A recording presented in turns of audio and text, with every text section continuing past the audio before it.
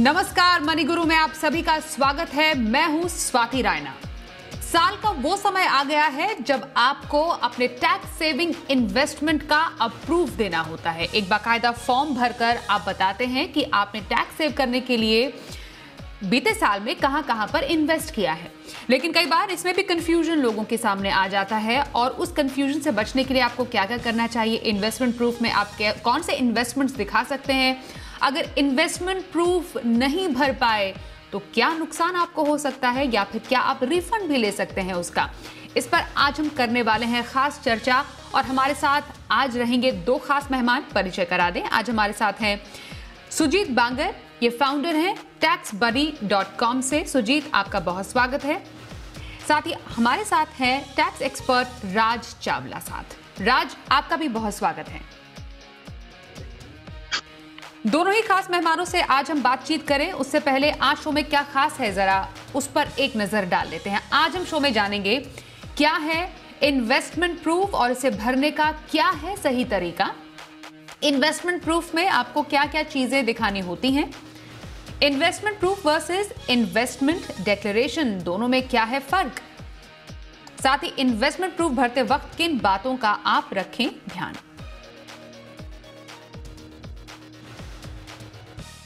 तो चलिए चर्चा की शुरुआत करें और तमाम शंकाओं का आज करते हैं समाधान। जितने भी दर्शक हमें देख रहे हैं, हम फेसबुक पर लाइव भी हैं, ट्विटर पर भी आप हमें या फेसबुक पर कोई भी इन्वेस्टमेंट प्रूफ से जुड़ा हुआ या टैक्स से जुड़ा हुआ सवाल हमें पूछ सकते हैं। हमारे एक्सपर्ट इन सवालों का जवाब देंगे।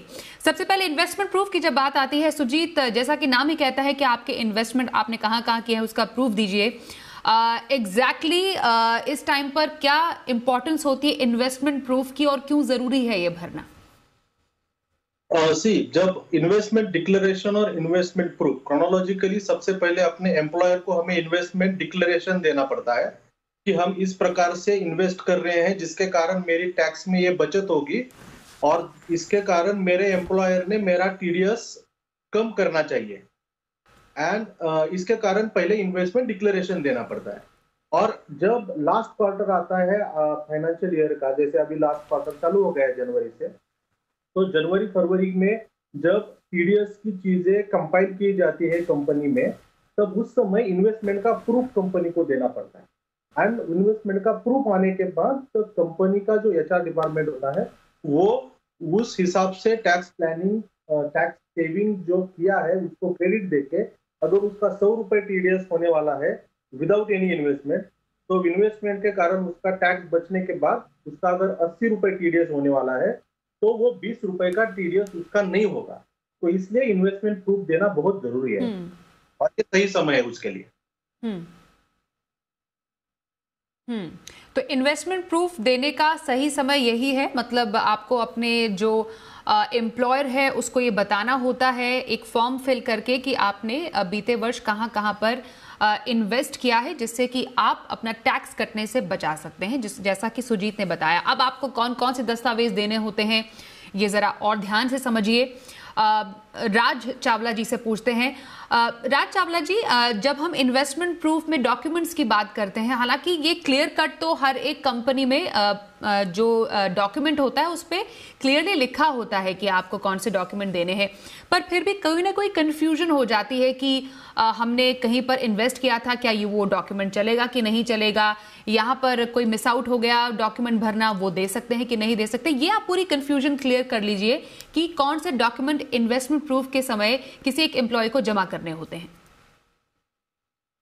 स्वाति जी, मैं सबसे पहले ये बताना चाहूंगा कि जो भी एम्प्लॉय होते हैं उनको एम्प्लॉयर को इस साल के शुरू होते ही एक फॉर्म भर के देना होता है, form number 12BB under income tax act. और उस फॉर्म के तहत उनको डिक्लेयर करना होता है कि वो पूरे साल के अंदर क्या क्या इन्वेस्टमेंट करेंगे ताकि एम्प्लॉयर उसका अकॉर्डिंगली टीडीएस काट सके। ये बहुत जरूरी होता है। उसकी डिक्लेरेशन पे उसका साइन होता है, उसकी पैन नंबर होता है, उसकी सारी डिटेल्स होती है। उसके अंदर जो जो मेन चीजें हैं जो इन्वेस्टमेंट प्रूफ के उसको देनी होती हैं, जैसे मान लीजिए वो कहता है जी मैं पीपीएफ में इन्वेस्ट करूंगा, तो पीपीएफ में हम सब लोग जानते हैं कि पासबुक बनती है, तो हमें पासबुक को एज ए प्रूफ अपने एम्प्लॉयर को देना होता है। इसके अलावा मान लीजिए वो कहता है कि मैं बैंक के अंदर एक एफडीआर कराऊंगा 5 साल वाली, जो हमारे इनकम टैक्स की सेक्शन 80C के तहत हमें छूट मिलती है, तो उसको उस एफडीआर की कॉपी देनी होती है। इसके अलावा और काफी इन्वेस्टमेंट्स होती हैं जो उनको देनी होती हैं, जैसे ईपीएफ है। ईपीएफ में तो एम्प्लॉयर के पास ही उसका प्रूफ होता है, जो एम्प्लॉयर ने हमारा प्रोविडेंट फंड डिडक्ट किया है। इसके अलावा अगर कोई एम्प्लॉई एनएससी खरीदता है तो उसको एनएससी का सर्टिफिकेट देना होता है। अगर सुकन्या समृद्धि योजना है तो सुकन्या समृद्धि योजना में भी हमें पासबुक मिलती है, उसको हमें देना होता है। और इसके अलावा अगर एलआईसी उन्होंने जमा कराई है तो एलआईसी भी हमें पेमेंट जमा करने के बाद एक प्रूफ देता है, एक रिसिप्ट देता है, उस रिसिप्ट को हमने देना होता है उनको। तो इस तरह से जो भी हमारी इन्वेस्टमेंट्स है हमें उसका प्रूफ अपने एम्प्लॉयर को देना होता है। विदाउट प्रूफ हमारा एम्प्लॉयर हमें उसकी डिडक्शंस अलाउ नहीं करेगा और हमारा टीडीएस काट लेगा। फिर बाद में हमें रिटर्न भर के ही अपने उस टीडीएस को रिफंड क्लेम करना। तो ये एक लंबी चौड़ी प्रक्रिया आगे जाकर हो जाती है कि आप रिफंड क्लेम करेंगे जो आपने इन्वेस्टमेंट किया था, अगर आपकी ये समय सीमा निकल जाती है इन्वेस्टमेंट प्रूफ जमा करने की। अब इसमें एक इम्पॉर्टेंट जो बदलाव आया था या थोड़ा सा चेंज हम कहें, वो ये आया था कि बजट 2020 में हमने देखा एक नया टैक्स स्ट्रक्चर टैक्स पेयर्स के सामने आया। और अगर आप अपने इन्वेस्टमेंट प्रूफ के डॉक्यूमेंट में देखें ध्यान से, तो आपके एम्प्लॉयर ने ये क्लियरली लिखा होगा कि आप नए टैक्स रिजीम में रहना चाहते हैं या ओल्ड टैक्स रिजीम ही में आप कंटिन्यू करना चाहते हैं। तो सुजीत, ऐसे में जो लोग नए टैक्स रिजीम को ऑप्ट करना चाहते हैं उनके लिए क्या आगे समझने की जरूरत है, क्योंकि वहां पर उन्हें कोई बेनिफिट नहीं मिलेगा, और जो एग्जिस्टिंग टैक्स रिजीम में रहना चाहते हैं उनको किन खास बातों का ख्याल रखना चाहिए? सबसे पहले मैं एक चीज बोलना चाहता हूं जो बहुत कंफ्यूजन है टैक्स पेयर्स में, कि न्यू रेजिम या ओल्ड रेजिम, नया रेजिम या पुराना रेजिम, कौन सा रेजिम मुझे सिलेक्ट करना है, इसका ऑप्शन मेरे पास जब तक मैं आईटीआर फाइल नहीं करता तब तक है। इसलिए ये बात समझ में लेना बहुत इंपॉर्टेंट है, ये कंफ्यूजन क्लियर करना। दूसरी चीज कि जब मैं मेरे एम्प्लॉयर को बोल रहा हूं, ये मेरा पर्सनल एक सजेशन है सारे टैक्स पेयर्स के लिए, कि जब मैं मेरे एम्प्लॉयर मुझसे पूछता है कि आप नया टैक्स रेजिम ले रहे हो या पुराना टैक्स रेजिम ले रहे हो, तो सबसे पहले इसका जो डिफरेंस है वो समझना चाहिए। पुराना टैक्स रेजिम मतलब जो एग्जिस्टिंग, जो अभी जो प्रिवेलेंट पोजीशन है कि हमें टैक्स बचत करने के लिए कुछ हमें टैक्स सेविंग इन्वेस्टमेंट करने पड़ते हैं, या फिर कुछ हम टैक्स सेविंग एक्सपेंसेस करते हैं like tuition fees and etcetera, और इसके कारण हमें हमारे टैक्सेबल इनकम से डिडक्शन मिलता है और हमारा टैक्स का आउटगो कम हो जाता है। ये हो गया ओल्ड टैक्स रिजीम। नए टैक्स रिजीम में उन्होंने नए रेट्स लाए हैं इनकम टैक्स के, जो एग्जिस्टिंग स्लैब से और रेट से थोड़े से अच्छे हैं, कम है, और जिसके कारण अगर मैं नया टैक्स रिजीम लूंगा तो मुझे कोई मैं टैक्स सेविंग इन्वेस्टमेंट न करने के बाद भी, कोई मैं टैक्स सेविंग डिडक्शन क्लेम न करने के बाद भी नए टैक्स रेजिम में मैं टैक्स सेविंग कर सकता हूं, क्योंकि वहां पे नए टैक्स रेजिम को अलग रेट्स दिए हैं जो कम है एग्जिस्टिंग रेट्स। तो पोजीशन क्लियर है। पुरानी टैक्स रेजिम मुझे इन्वेस्टमेंट करना है और टैक्स सेव करना है, नया टैक्स रेजिम मुझे इन्वेस्टमेंट नहीं करना और मुझे नए रेट्स के हिसाब से मुझे टैक्स सेविंग का बेनिफिट मिलेगा। क्या चाहिए है कि नए टैक्स रेजिम में मुझे कोई भी डिडक्शन नहीं मिलेगा, इवन स्टैंडर्ड डिडक्शन भी मुझे नहीं मिलेगा। तो जब हम एम्प्लॉयर पूछता है कि आप नया टैक्स रेजिम लेंगे या पुराना लेंगे, मेरा सजेशन ये है कि हम शुरू बहुत सारे एक्सपेंसेस अननोइंगली करते हैं, बहुत सारे इन्वेस्टमेंट अननोइंगली करते हैं, जिसका टैक्स सेविंग का इम्प्लीकेशन होता है। जैसे हम हेल्थ इंश्योरेंस करते हैं, वो टैक्स सेविंग के लिए नहीं करते, लेकिन उससे टैक्स बचता है। बच्चों की फी देते हैं स्कूल की, लेकिन उससे टैक्स बचता है। इसलिए एम्प्लॉयर जब हमसे स्टेटमेंट मांगता है तो हम ओल्ड टैक्स रेजिम के हिसाब से अगर हम एम्प्लॉयर को स्टेटमेंट दे तो क्या होगा, एटलीस्ट हमारे पास ऑप्शन रहेगा इन्वेस्टमेंट करने का, टैक्स प्लानिंग करने का 31 दिसंबर तक, राइट। एंड नया टैक्स रेजिम तो हम बाद में कभी भी ले सकते हैं। तो नया tax regime old tax regime का कंफ्यूजन माइंड में नहीं रखना चाहिए।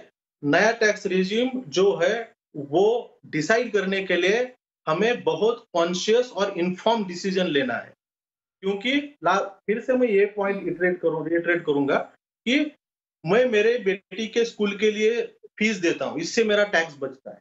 मैं हेल्थ इंश्योरेंस पे करता हूँ मेरे फैमिली का, इससे मेरा टैक्स बचता है। मेरे पेरेंट्स का मैं हेल्थ चेकअप करता हूँ, खुद का हेल्थ चेकअप करता हूँ, इससे मेरा टैक्स बचता है। मैंने घर होम लोन पे लिया है, इसका मैं ईएमआई पे करता हूँ, उससे मेरा टैक्स बचता है। ये सिर्फ ये चीजें मैं टैक्स सेविंग के लिए नहीं कर रहा, ये मैं अननोइंगली कर रहा हूँ। तो हमें पहले ये देखना है कि हम अननोइंगली जो चीजें कर रहे हैं उससे कितना टैक्स बचा है। अगर उससे टैक्स ज्यादा बच रहा है तो बिल्कुल। ओल्ड टैक्स रिजिम, और उससे कम बच रहा है तो न्यू टैक्स रिजिम ले। तो बेसिकली ऐसे टैक्स पेयर जैसा सुजीत बता रहे हैं जिनके पास देनदारी बहुत है, लाइबिलिटीज बहुत है और इन्वेस्टमेंट के अलग अलग उन्होंने अलग अलग जगह पे इन्वेस्ट किया है और उसे उन्हें क्लेम करना है, तो आपके लिए जो ओल्ड टैक्स सिस्टम है वो बेटर है। तो आपको अगर नया टैक्स सिस्टम सिलेक्ट करना है उसके लिए आपको बहुत सोच समझकर सिलेक्ट करना चाहिए कि आपका अल्टीमेटली टैक्स कितना कट रहा है, उसके बाद ही आप अपने टैक्स सिस्टम को डिसाइड कर सकते हैं। इसमें एक इंपॉर्टेंट पॉइंट राज चावला जी ये आता है कि चलिए एटीसी के तमाम आपने बता दिए कि कहां कहां पर इन्वेस्टमेंट प्रूफ आपको देने पड़ते हैं। एचआरए को लेकर भी लोगों के मन में बहुत ज्यादा कंफ्यूजन और सवाल होते हैं, जो आपको हाउस रेंट अलाउंस क्लेम करना पड़ता है जिसमें बाकायदा आपको उसमें भी एक अलग से डॉक्यूमेंट प्रूफ देना पड़ता है। तो एचआरए को लेकर एक शंका दूर कीजिए कि कंफ्यूजन कहां पर क्रिएट होता है, एचआरए में कौन कौन से डॉक्यूमेंट्स देने चाहिए, देने पड़ते हैं, और कहां पर ऐसी गलती कोई टैक्स पेयर ना करे या एम्प्लॉय ना करे जहां पर उससे उसको कोई नुकसान हो जाए। बिल्कुल स्वाति जी, इसमें एचआरए में सबसे बड़ी बात यह है कि जहां भी हम अपना हाउस रेंट देते हैं तो हमें अपने लैंडलॉर्ड से एक रिसिप्ट मिलती है किराया देने की। और अगर वो 1 लाख रुपए से ज्यादा का हम अगर किराया दे रहे हैं साल का, तो हमें उसका पैन नंबर मेंशन करना बहुत जरूरी है। अगर हम पैन नंबर नहीं डालेंगे तो हमें उसकी डिडक्शंस नहीं मिलेंगी। और अलावा मैं एक चीज और इसमें जोड़ना चाहता हूं, जो अभी हमारे सुजीत भाई भी कह रहे थे कि जो हमें पिछले बजट में स्कीम आई है कि न्यू स्कीम और ओल्ड स्कीम, सबसे बड़ी बात हमारे एम्प्लॉइज के लिए ये अच्छी है कि एम्प्लॉय किसी भी साल में जो स्कीम में जाना चाहे उसमें जा सकता है। अगर किसी व्यक्ति की इनकम के अंदर बिजनेस या प्रोफेशन की इनकम है तो वो नेक्स्ट ईयर में उसको ऑप्ट नहीं कर सकता। जो उसने एक बार ऑप्ट कर लिया उसको दोबारा नहीं कर सकता। लेकिन एम्प्लॉय के लिए ये ऑप्शन है कि वो हर साल अपनी कैलकुलेशन करके देखे कि मैं न्यू स्कीम को ऑप्ट करूं या न्यू ओल्ड स्कीम को ऑप्ट करूं। और जैसा आपने बताया एचआरए के लिए, एचआरए में उसका एक पूरा प्रॉपर फॉर्मूला दिया हुआ है इनकम टैक्स में कि आपकी कितनी बेसिक सैलरी है, कितना हाउस रेंट अलाउंस आपको अपने एम्प्लॉयर से मिला है और कितना आपने एक्चुअल में रेंट पे किया है। उसकी कैलकुलेशन करके ही उसको एचआर का डिडक्शन उसका एम्प्लॉयर देता है। और सावधानी सबसे बड़ी यह है कि उसको पैन नंबर मेंशन करना बहुत जरूरी है अपने लैंडलॉर्ड का, अदरवाइज उसको डिडक्शन नहीं मिलेगी। कई बार सुजीत एचआरए में भी कई बार कुछ ना कुछ ऐसी गलतियां हो जाती हैं। वो ये है कि आप अगर अपने माने किसी रिलेटिव के यहाँ पर या अगर खुद के पेरेंट को अगर आप रेंट दे रहे हैं, क्या वो परमिसेबल डॉक्यूमेंट है? ये कई लोग सवाल पूछते हैं और पूछ भी रहे हैं। तो एचआरए में किसी रिलेटिव से को रेंट देना या अपने ही पेरेंट्स को रेंट देना या उनके घर में रहकर उनको रेंट देना, क्या इस प्रकार के डॉक्यूमेंट एचआरए में चल सकते हैं? देखिए स्वदीप, एचआरए में सबसे इंपॉर्टेंट चीज यह है कि मैं खुद के घर में नहीं रह रहा, मैं किसी और के घर में रह रहा हूं और वहां पे मैं रेंट दे रहा हूं। तो मैं रेंट मेरे रिलेटिव को दे सकता हूं, मैं रेंट मेरे पेरेंट्स को दे सकता हूं, मैं रेंट मेरे ब्रदर को दे सकता हूं, मैं रेंट मेरे किसी अननोन पर्सन को दे सकता हूं। तो मुझे ये पहली चीज है, मैं रेंट का आउटगो होना चाहिए, मैंने रेंट एक्चुअली देना चाहिए। दूसरी चीज, मुझे रेंट की रिसिप्ट चाहिए मेरे साथ। और तीसरी चीज, मेरा रेंट का एग्रीमेंट होना चाहिए। अगर ये 3 चीजें हैं मेरी इन ऑर्डर, तो फिर ये मैटर नहीं करेगा कि वो रिलेटिव है या ब्रदर है या सिस्टर है या फिर पेरेंट्स है। हाँ, एक चीज है कि हर एक ट्रांजैक्शन जिसको हम एक आर्म्स लेंथ प्राइस बोलते हैं उस पे होना चाहिए। तो मार्केट प्रिवेलेंट रेट से मैं रेंट दे रहा हूँ, तो एंड मेरे पास रेंट रिसिप्ट है, मेरे पास रेंट का एग्रीमेंट है और मेरा रेंट आउटगो भी प्रॉपरली जा रहा है। एंड तो in this situation this HRA is permissible. Okay, तो आपके पास प्रॉपर रेंट रिसीप्ट और प्रॉपर डॉक्यूमेंट्स होने चाहिए, जैसे सुजीत बता रहे हैं। अगर आपको एचआरए अपना क्लेम करना है, इसमें किसी भी तरीके की कोई भी मतलब फेक रिसीट्स या अगर कोई फेक डॉक्यूमेंट आप देते हैं किसी भी इन्वेस्टमेंट प्रूफ का, वो परमिसेबल नहीं है। इस बात का आपको इन्वेस्टमेंट प्रूफ देते समय ध्यान रखना है। फिलहाल एक छोटे से ब्रेक के लिए यहाँ पर रुकेंगे। ब्रेक के बाद आपने इन्वेस्टमेंट ही नहीं की है इन्वेस्टमेंट प्रूफ दिखाने के लिए, तो समय रहते हुए कहां पर आप कर सकते हैं ये इन्वेस्टमेंट, ये भी समझेंगे हम एक छोटे से ब्रेक के बाद। देखते रहिए मनी गुरु।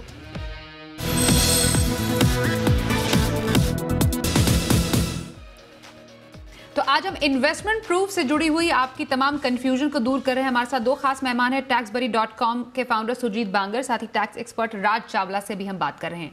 राज चावला जी, अब कई लोगों की गाड़ी बहुत ज्यादा मिस हो गई है, इन्वेस्टमेंट ही नहीं किया है, इन्वेस्टमेंट प्रूफ भरना है और उसमें तमाम डिटेल्स भी देनी है। अब लास्ट मिनट इन्वेस्टमेंट प्लानिंग के लिए कौन सा ऑप्शन आपको सटीक लगता है?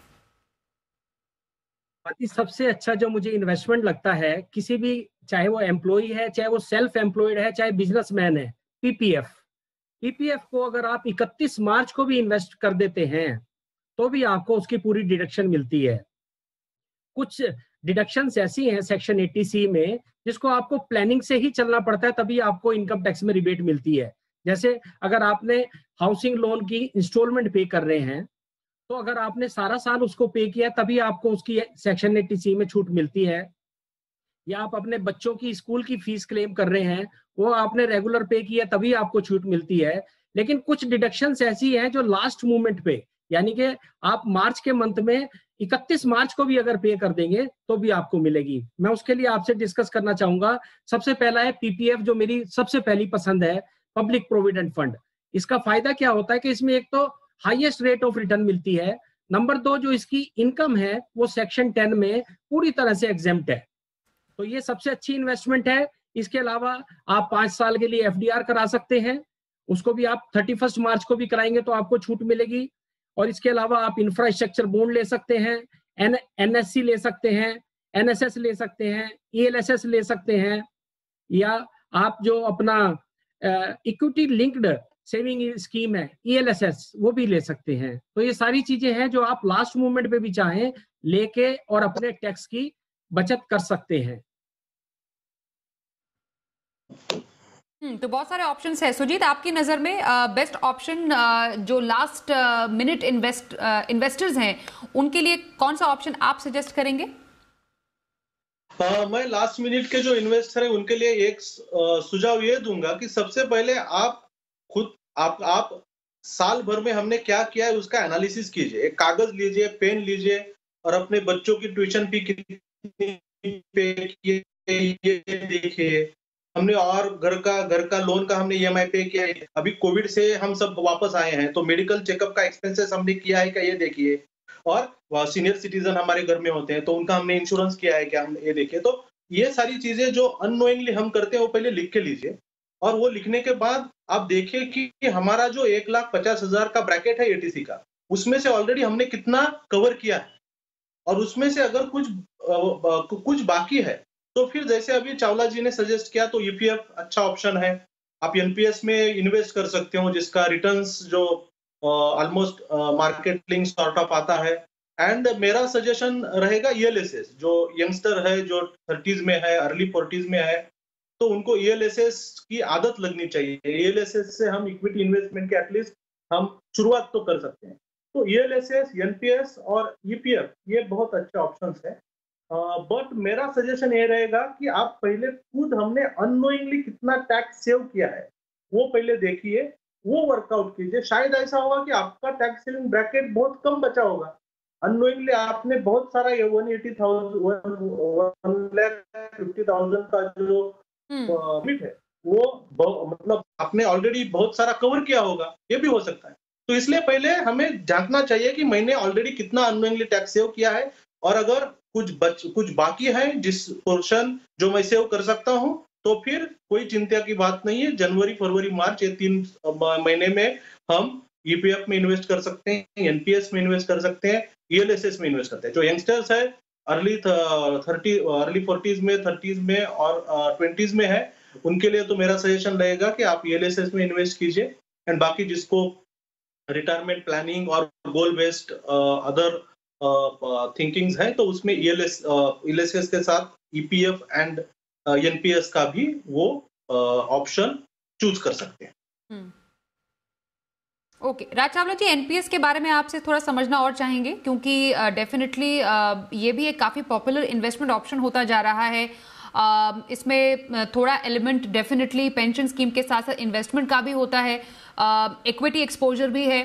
तो पीपीएफ वर्सेस अगर एनपीएस की हम बात करते हैं, तो जो लोग अब इन्वेस्टमेंट करना चाहते हैं, जो थोड़े कंपैरेटिवली यंगर लीग में है, उनको आप सजेस्ट करेंगे कि एनपीएस में इन्वेस्ट करें फॉर लॉन्गर टर्म, और टैक्स सेविंग के लिहाज से भी एक बेहतरीन ऑप्शन है? आदि जी, बिल्कुल ठीक कहा आपने। दोनों स्कीम बहुत अच्छी हैं, लेकिन जैसे मैंने अपना पर्सनल डिस्क्लोजर आपको पहले डिस्क्लेमर दिया है कि मुझे पीपीएफ स्कीम सबसे अच्छी लगती है। उसकी खूबसूरती क्या है स्वाति जी, कि उसकी एक पासबुक बनती है और उस पासबुक में वो पैसा आपका एक्यूमुलेट होता रहता है और उसमें आपको इंटरेस्ट मिलता है। और इंटरेस्ट मिलने पे सबसे बड़ी बात है कि वो सेक्शन 10 में पूरी तरह से एग्जेम्प्ट है, और इसका पीरियड जो है 15 ईयर्स का है। और जो नेशनल पेंशन सिस्टम है, उसके तहत, एनपीएस के तहत, आपको जिन लोगों को लगता है कि मेरे को फ्यूचर में, मेरे को रिटायरमेंट के बाद पेंशन का सिस्टम मेरा डेवलप हो जाए, उनके लिए एनपीएस बेहतर है।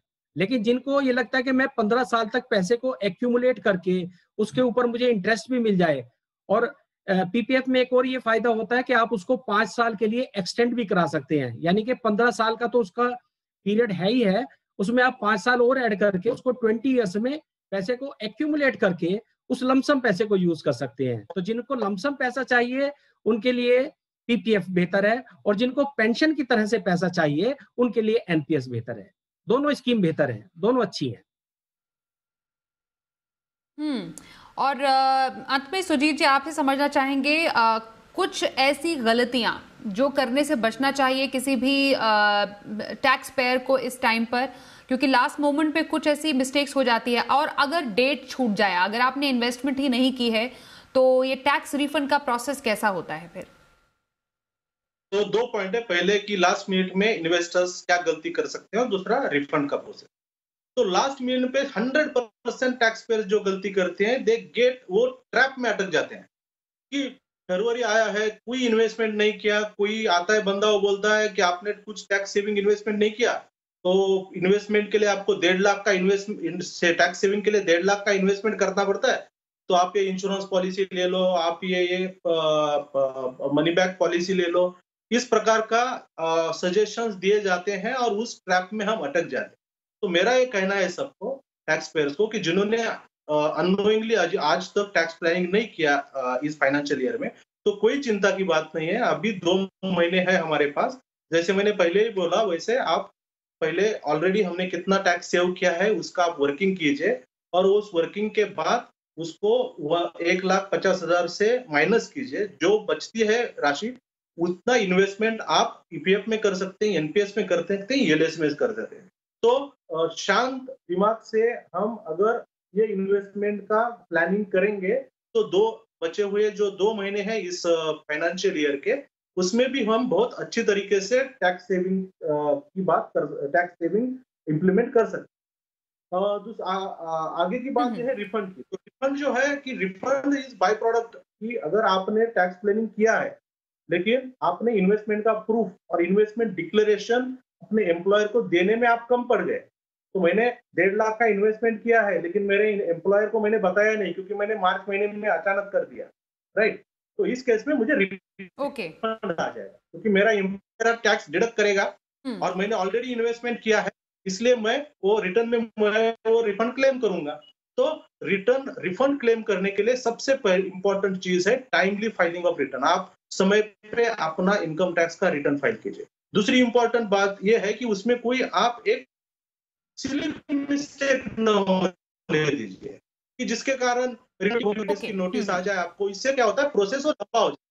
तो एक्यूरेट रिटर्न फाइलिंग के लिए फाइलिंग जरूरी है, और दूसरी चीज, समय पे रिटर्न फाइलिंग जरूरी है। आप समय पे फाइल करोगे, आप एक्यूरेट फाइल करोगे। सुजीत जी, इनफैक्ट आईटीआर पर एक डिटेल्ड शो हम डेफिनेटली करेंगे एक बार फिर से आपके साथ, क्योंकि आईटीआर अपने आप में एक पूरा एक स्पेशल शो है जो हम लगातार अपने दर्शकों तक तो डेफिनेटली लाते रहते हैं, लेकिन इंटरेस्टिंग है और काफी इंपॉर्टेंट भी है। एक बार फिर से आपसे बातचीत करेंगे, लेकिन फिलहाल इन्वेस्टमेंट प्रूफ से जुड़ी हुई तमाम जो कंफ्यूजन है उम्मीद करते हैं हमारे दर्शकों की दूर हुई होगी। और हमारे साथ शो में शामिल होने के लिए राज चावला जी आपका और सुजीत बांगर जी आपका बहुत शुक्रिया।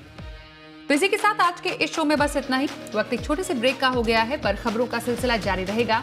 देखते रहिए जी बिज़नेस।